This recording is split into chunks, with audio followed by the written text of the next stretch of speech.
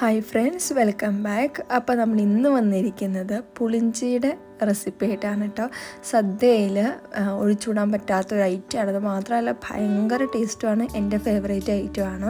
അപ്പോൾ നമുക്കതെങ്ങനെ ഉണ്ടാക്കുന്നതെന്ന് നോക്കാം. ഏറ്റവും സിംപ്ലസ്റ്റ് രീതിയാണ് കേട്ടോ. അതായിട്ട് ഞാൻ ആ സെയിം ചെറിയൊരു മൺചട്ടി എടുത്തിട്ടുണ്ട്. അതിലേക്ക് നല്ല വെളിച്ചെണ്ണ ഒഴിച്ചു കൊടുക്കുകയാണ്. നിങ്ങൾ ഏത് കുക്കിംഗ് ഓയിലാണ് യൂസ് ചെയ്യുന്നത് അത് ഒഴിച്ചു കൊടുക്കുക. എന്നിട്ട് അതിലേക്ക് ചെറുതായിട്ട് കട്ട് ചെയ്ത് വെച്ചിരിക്കുന്ന ഇഞ്ചി ഇട്ട് കൊടുക്കുക കേട്ടോ. നമ്മുടെ അളവിന് നോക്കി, നമ്മുടെ ഇഷ്ടം നോക്കി എടുക്കാം. ഞാൻ ക്വാണ്ടിറ്റി ഒന്നും പറയുന്നില്ല. പിന്നെ അതിലേക്ക് ഏകദേശം ഒരു 10 ചെറിയ ഉള്ളിയോളം എടുത്തിട്ടുണ്ട്. വട്ടത്തിൽ അരിഞ്ഞിട്ട് കൊടുത്തിട്ടുണ്ട്. പിന്നെ ഒരു 2 പച്ചമുളകും അല്പം കറിവേപ്പിലയും ഇതുപോലെ അരിഞ്ഞിട്ട് ഇട്ട് കൊടുക്കുകയാണ്. എന്നിട്ട് നമ്മൾ നല്ലതുപോലെ വഴറ്റി അതിൻ്റെ അത്യാവശ്യം കളർ മാറുന്നിടം വരെ വഴറ്റണം. അതുപോലെ ഉപ്പിട്ടിട്ടാണ് കേട്ടോ വഴറ്റുന്നത്. ഞാൻ ഉപ്പിടുന്ന വീഡിയോ എടുക്കാൻ മിസ്സായിപ്പോയി, അതുകൊണ്ടാണ്. എന്നിട്ട് നമുക്ക് നല്ലതുപോലെ ഇത് വഴറ്റിയെടുക്കാം.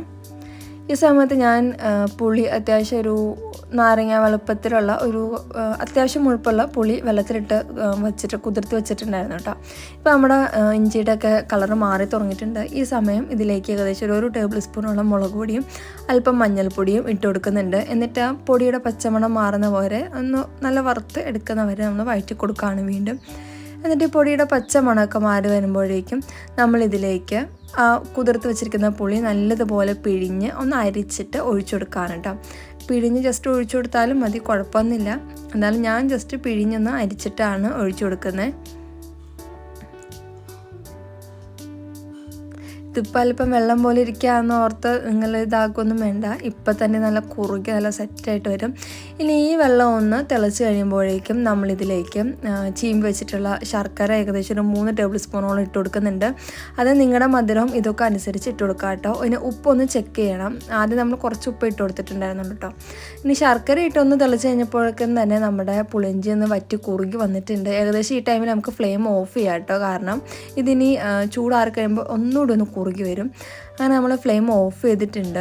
അപ്പോൾ ഇത്രയേ ഉള്ളൂ നമ്മുടെ പുളിഞ്ചിയുടെ റെസിപ്പി കേട്ടോ. ഇത് ശരിക്കും നമ്മൾ സദ്യയ്ക്ക് ഓണത്തിനൊക്കെ ഉണ്ടാക്കുമ്പോൾ തലേന്ന് ഉണ്ടാക്കി വെച്ചിട്ട് പിറ്റേന്ന് കൂട്ടാനാണ് ഏറ്റവും ടേസ്റ്റ്. അതുപോലെ ചൂടോടെ കൂട്ടുന്നതിനേക്കാളും കുറച്ചൊന്ന് റൂം ടെമ്പറേച്ചറിലായതിനു ശേഷം ഉപയോഗിക്കുമ്പോഴാണ് ഏറ്റവും ടേസ്റ്റ്.